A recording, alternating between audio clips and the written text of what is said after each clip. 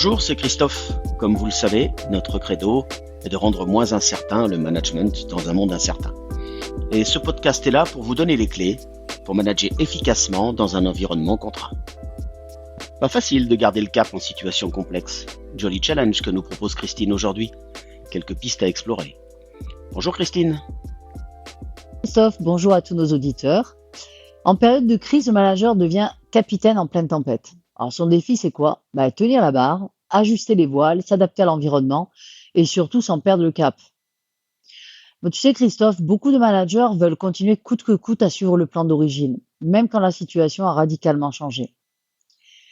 En quelque sorte, le syndrome du GPS qui t'amène dans le champ, mais toi, tu continues quand même à suivre la voie.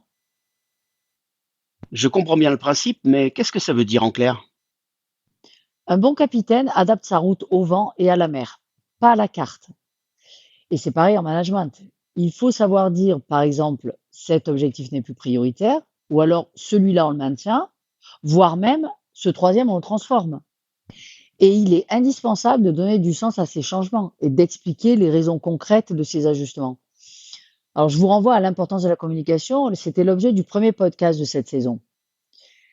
La question à se poser, c'est quoi? Qu'est-ce qui est vraiment vital? Mais ici et maintenant. Ce que je me dis, c'est qu'en situation de crise, les grands plans ne servent plus à grand-chose. Que peut-être il est nécessaire de piloter à plus court terme. Qu'en penses-tu, Christine? Oui, Christophe, en fait, il ne faut pas confondre la vision et le pilotage opérationnel du plan d'action pour faire face aux éléments inattendus.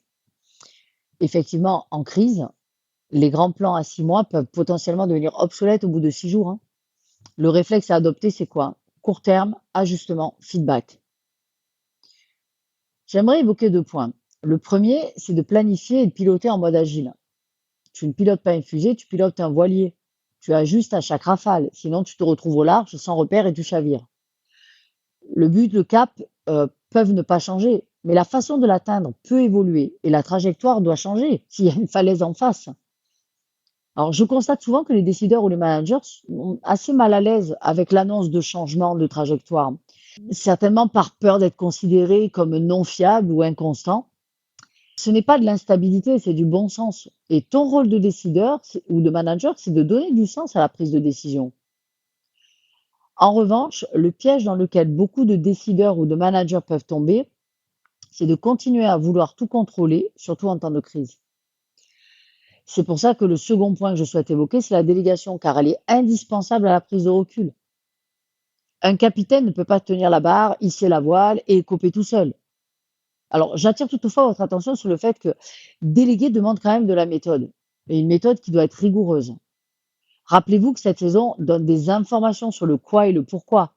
La saison prochaine, je vous proposerai un épisode sur le sujet de la délégation, lors duquel je vous livrerai le mode opératoire. Et un mode opératoire détaillé, c'est-à-dire le comment. Je l'ai construit à partir de plusieurs expériences dans divers secteurs d'activité. Une des clés de la délégation, c'est la confiance associée à des rôles et à des objectifs clairs.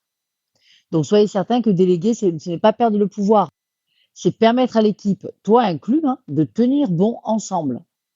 La responsabilité et l'implication qui en découlent vous aident à garder le fameux cap. Et n'oubliez pas, comme nous vous le rappelons souvent, que célébrer les réussites, même petites, est source de motivation. Merci de ces apports, Christine. Avec quoi proposes-tu à nos auditeurs de repartir aujourd'hui sur ce sujet? Alors je leur propose, Christophe, un outil simple pour garder le cap en équipe. La boussole CAP. CAPE. 4 questions à se poser régulièrement et aussi souvent que nécessaire. C comme clarté. Que veut-on vraiment atteindre? A comme agilité. Qu'est-ce que l'on doit ajuster? P comme priorité. Quelle action passe en premier?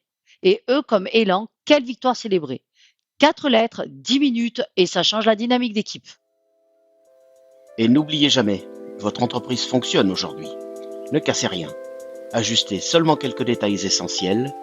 Et si ce court développement a éveillé chez vous une idée ou une action immédiate, nous avons atteint notre objectif. Faites-vous confiance. À bientôt.